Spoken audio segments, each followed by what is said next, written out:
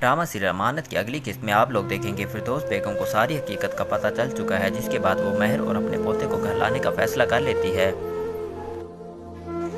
महर से मिलकर वो इसकी मिन्नत करती है, खुदा के लिए घर वापस आ जाओ, हमें माफ़ कर दो, ज़रार अभी तक सच्चाई से अनजान है।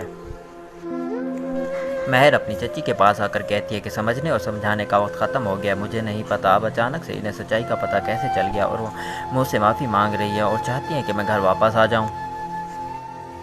महर की चची से समझाती है कि बेटा सलार की खातिर अपने घर वापस चली जाओ। ज़रार की माँ महर और अपने पोते को लेकर घर वापस आ जाती है।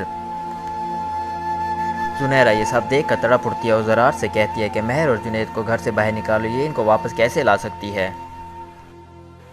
देखो तो ज़रार, जिस पर ज़रार की माँ कहती है ये लोग अपने इल्ज़ाम का जवाब देने के लिए तैयार हैं। वो अपने बेटे के सर पर हाथ रखकर कसम खाने के लिए तैयार है कि इसने ऐसा कुछ नहीं किया। मेरा बेटा हलफ उठाने के लिए तैयार है। तुम बताओ, तुम हलफ उठाओगी? क्या तुमने झूठ नहीं बोला? जूनी फ़ौरन घबरा जाती है, ड्रामा करते हुए ज़रार से कहती है देखो तो आंखों देखा झुटलाने के लिए अपने बेटे के सर की झूठी कसम खाने के लिए तैयार है। ज़रार गुस्से में वहाँ से निकल जाता है।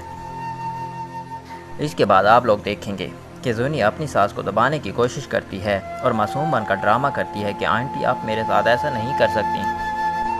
तो नाज़रीन, ये थी हमारी आज की छोटी सी वीडियो। पसंद आए तो लाइक कीजिए और अपने दोस्तों और फैमिली के साथ शेयर कीजिए। चलते हैं फिर इंशाल्लाह नई वीडियो लेकर आएंगे। अस्सलाम वालेकुम।